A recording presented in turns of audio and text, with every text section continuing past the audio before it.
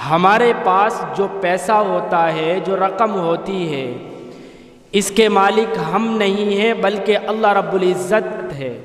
ہم اپنے پیسوں کے مالک نہیں ہیں، ہمیں تو اللہ رب العزت نے امین بنایا ہے، امین بنا کر سپرد کیا ہے کہ میں تمہیں امانت کے طور پر تمہارے پاس یہ پیسے تمہیں دے رہا ہوں، لہذا ان کو صحیح طریقے پر خرچ کرنا۔ اب اگر کوئی آدمی اللہ رب العزت کا دیا ہوا پیسہ اللہ رب العزت کی مرضیات کے خلاف خرچ کرتا ہے تو یہ اللہ رب العزت کے دیے ہوئے مال میں خیانت کرتا ہے، اور خیانت جو آدمی کرتا ہے بہت برا کام کرتا ہے۔ ایک بات تو اس سلسلے میں یہ یاد رکھیں۔ دوسری بات یہ یاد رکھیں، جب اللہ رب العزت نے امین بنایا ہے اور اللہ رب العزت اس مال کا مالک ہے، تو ایسا تو نہیں ہو سکتا ہے کہ اللہ رب العزت نے اس پیسے کو خرچ کرنے کا کوئی اصول نہ بنایا ہو، کوئی ضابطہ نہ بنایا ہو، ایسا نہیں ہو سکتا ہے۔ لہذا اللہ رب العزت نے یہ اصول بنایا ہے، ضابطہ مقرر کیا ہے، حلال طریقے پر کمانا ہے، فضول خرچی نہیں کرنا ہے، تمہارے مال کے اندر ضرورت مندوں کا بھی حصہ ہے اور اپنے گھر والوں پر حد میں رہ کر خرچ کرنا ہے۔ اب میں نے شروع میں جو آیت پڑھی ہے، اس آیت کے اندر اللہ رب العزت نے یہ کہا کہ فضول خرچی کرنے والے شیطان کے بھائی ہیں۔ اب شیطان کے بھائی کیسے ہیں؟ مفسرین کرام نے اس آیت کے دو مطلب بیان کیے ہیں۔ ایک تو یہ کہ صاف طور پر جو مطلب سمجھ میں آ رہا ہے کہ وہ آدمی جس کو اللہ رب العزت نے مال دیا ہے، اب وہ اللہ رب العزت کے بتائے ہوئے طریقے پر مال خرچ نہیں کر رہا ہے، گویا شیطان کے بتائے ہوئے طریقے پر خرچ کر رہا ہے، تو ظاہر سی بات ہے جب اس کی بات کو مان رہا ہے تو شیطان کا بھائی کہلایا۔ ایک تفسیر تو یہ بیان کی گئی ہے۔ دوسرا مطلب یہ بھی بیان کیا گیا ہے کہ قیامت کے دن وہ لوگ جو اپنے مال کو فضول خرچ کرتے ہیں، بلا وجہ اڑاتے ہیں، ان کو قیامت میں جب جہنم میں شیطان کو پکڑ کر ڈالا جائے گا تو فضول خرچی کرنے والوں کو بھی رسی میں باندھ کر جہنم کے گڑھے میں ڈال دیا جائے گا۔ اسی لیے اللہ رب العزت نے بیان کیا کہ فضول خرچی کرنے والے شیطان کے بھائی ہیں۔ اب فضول خرچی تو ہم اپنی زندگی کے اندر بہت زیادہ کرتے ہیں، تمام کاموں کے اندر ہم حد سے تجاوز کرتے ہیں، یعنی شریعت نے جو ایک حد مقرر کی ہے اس سے آگے بڑھ کر ہم خرچ کرتے ہیں۔ بہت سارے ایسے مقام آتے ہیں، ان میں سے صرف 5 کو میں مختصر طور پر بیان کرتا ہوں۔ پہلا موقع ہوتا ہے گھر تعمیر کرنا، تعمیرات کے اندر فضول خرچی کرنا۔ شریعت کے اندر گھر بنانے کو منع نہیں کیا گیا ہے، اور نہ یہ منع کیا گیا ہے کہ تم اپنی ضرورت کے مطابق گھر نہ بناؤ، بناؤ۔ شریعت نے کہا ہے کہ اپنی ضرورت کے لیے گھر بناؤ، اور اتنا بناؤ جتنی تمہیں ضرورت ہو۔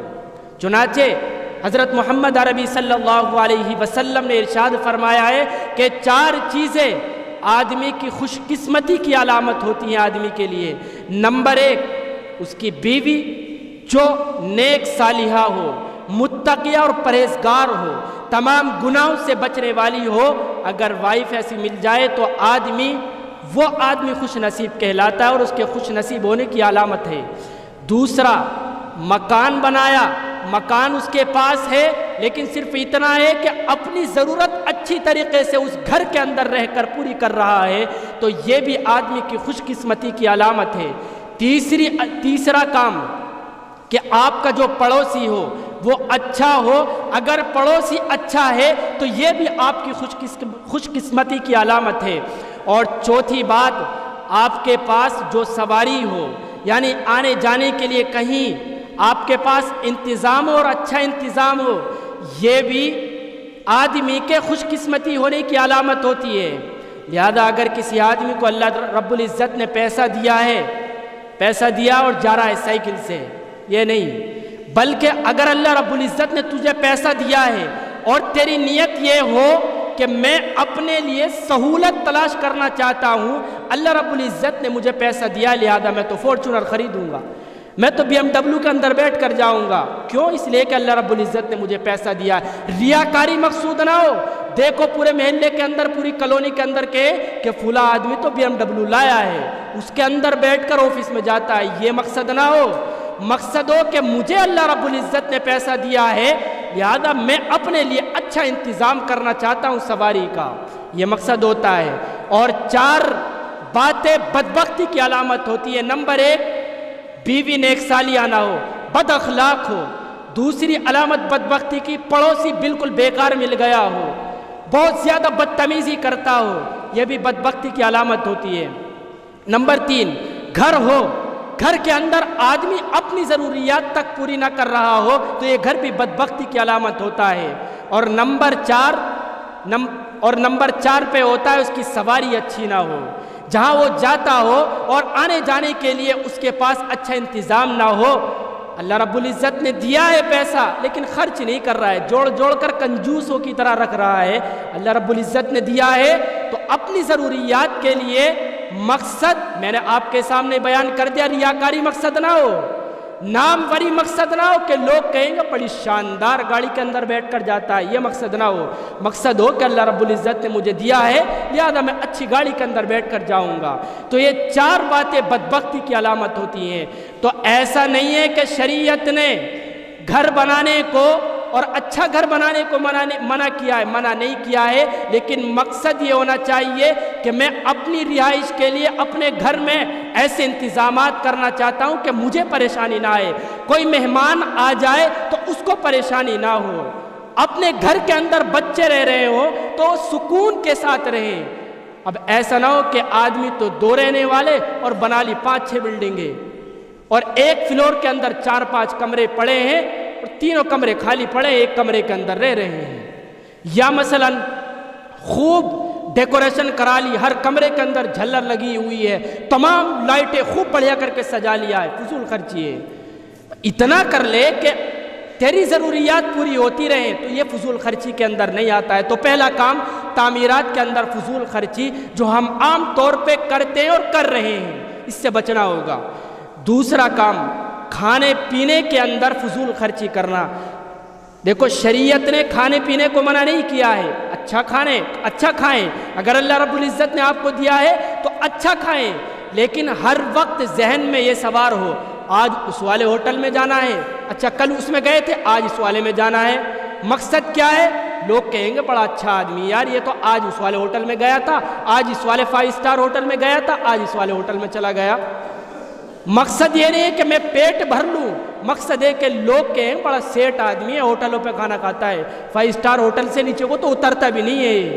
یہ مقصد اگر ہے تو یہ فضول خرچی کے اندر آ جاتا ہے۔ اس مقصد سے کھا رہا ہے کہ میں کھا رہا ہوں اللہ رب العزت کی عبادت کروں گا، اللہ رب العزت کی عبادت اگر بوڑھا ہوں اچھا کھاؤں گا تو جوان آدمی کی طرح میں عبادت کروں گا۔ اگر یہ مقصد ہے تو کھائے، خوب کھائے، اچھا کھائے، لہذا یہ فضول خرچی کے اندر نہیں آتا ہے۔ تو دوسرا کام اپنے کھانوں کے اندر حد سے تجاوز نہیں کرنا ہے۔ تیسرا کام وضو کے اندر اسراف کرنا۔ اصل مقصد مجھے اس بیان کا یہ کرنا تھا کہ وضو کے اندر اسراف کرنا، حد سے زیادہ پانی برباد کرنا، یہ بھی فضول خرچی کے اندر آتا ہے۔ ایک مرتبہ کا واقعہ ہے اور یہ روایت مشکات اور یہ روایت ابن ماجہ کے اندر نقل کی گئی ہے۔ اس روایت کے اندر بیان یہ کیا گیا کہ ایک مرتبہ حضرت محمد صلی اللہ علیہ وسلم حضرت سعد بن ابی وقاص رضی اللہ تعالیٰ نے، ایک صحابی ہیں، بڑے جلیل القدر صحابی ہیں، ان کے پاس سے گزر رہے تھے تو ان کو دیکھا کہ وضو کے اندر اسراف کر رہے ہیں، یعنی زیادہ پانی استعمال کر رہے ہیں۔ تو حضور نے کہا یہ تم وضو کے اندر بھی اسراف کر رہے ہو؟ تو ان صحابی نے کہا حضور کیا وضو کے اندر بھی اسراف ہو جاتا ہے؟ تو آپ نے یعنی حضور اکرم صلی اللہ علیہ وسلم نے ارشاد فرمایا ہاں وضو کے اندر بھی اسراف ہو جاتا ہے، چاہے تم وضو کرنے نہر کے کنارے پر بیٹھو، بہتی نہر ہے وہاں تم پانی کا استعمال کر رہے ہو اور بلا وجہ استعمال کر رہے ہو، خوب زیادہ وضو کر رہے ہو، یہ بھی اسراف میں آ جاتا ہے۔ وہ تو وضو کی بات ہے، ہمارے لوگ یہاں ٹنکی پہ بیٹھ کر ہاتھ مسلح اور ٹنکی چل رہی ہے، کہاں سے؟ یہ نماز پڑھنے کے لیے آیا ہے تو؟ یہ جو پانی ٹینک کے اندر بھرا جاتا ہے لائٹ کا بل جاتا ہے میاں، ہاتھ مسلح ہے بیٹھ کے، انگلیاں مسلح ہے، ٹنکی چل رہی ہے، کلی کر رہا ہے، منہ کے اندر انگلی گھما رہا ہے، ٹنکی چل رہی ہے۔ بھائی اس سے بچنا ہوگا، اور بعض دفعہ ایسا دیکھا ہے، میں نے یہی دیکھا ہے، دوسرے آدمی سے بات کر رہا ہے، ٹنکی چل رہی ہے، یہ پانی برباد کر رہے ہیں مسجدوں کے اندر آ کر. ہمیں اس سے بچنا ہوگا. وضو کے اندر بھی اسراف کہلاتا ہے. لہذا ہم اپنے گھر میں تو بڑے حساب سے پانی استعمال کرتے ہیں، پتہ ہے نا بل زیادہ آئے گا. مسجد کے اندر تو اتنی بے رحمی کے ساتھ چیزوں کو استعمال کیا جاتا ہے بس جس کی کوئی انتہا نہیں ہے.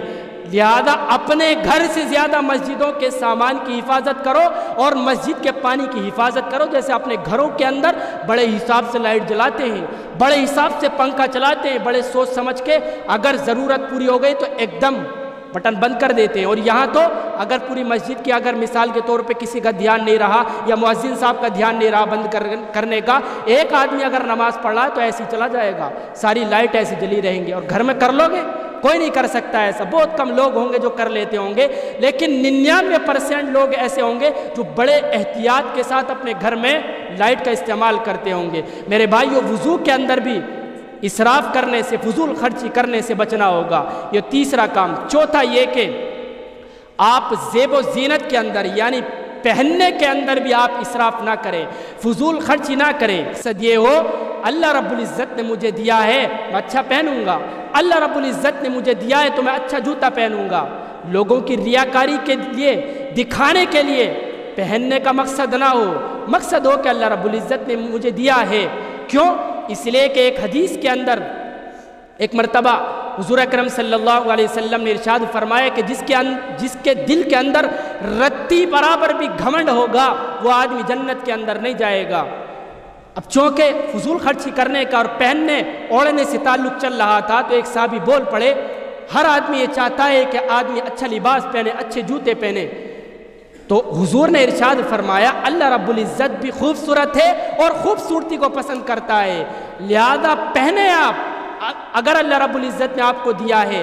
لیکن غرور اور گھمنڈ یہ ہوتا ہے کہ آدمی حق بات کا انکار کر دے اور لوگوں کو حقیر سمجھنا شروع کر دے. لہذا اگر آپ اچھا کپڑا پہن رہے ہیں، دوسرا آدمی اچھا کپڑا نہیں پہننا بلکہ اپنی حیثیت کے مطابق اچھا کپڑا پہننا ہے تو اس آدمی کو حقیر نہیں سمجھنا چاہیے. یہ بھی فضول خرچی کے اندر آتا ہے کہ آپ بلا وجہ لوگوں کو ریاکاری کے لیے، دکھانے کے لیے اور بلا وجہ ایڈوانس میں، ضرورت نہیں ہے بلا وجہ 4-5 جوتے لا کر رکھ دیے، پہننا ہے نہیں لا کر رکھ دیے، تو یہ بھی فضول خرچی کے اندر آتا ہے. یہ چوتھی چیز ہو گئی. پانچویں چیز ہے اپنی تقریبات کے اندر، شادی بیاہوں کے اندر جو فضول خرچی کرتے ہیں ان سے بچنا ہوگا. شادی کے موقع پر تو اتنی فضول خرچی ہوتی ہے، اتنی فضول خرچی ہے اللہ کی پناہ. بیان کیا جائے تو لمبا چوڑا وقت چاہیے.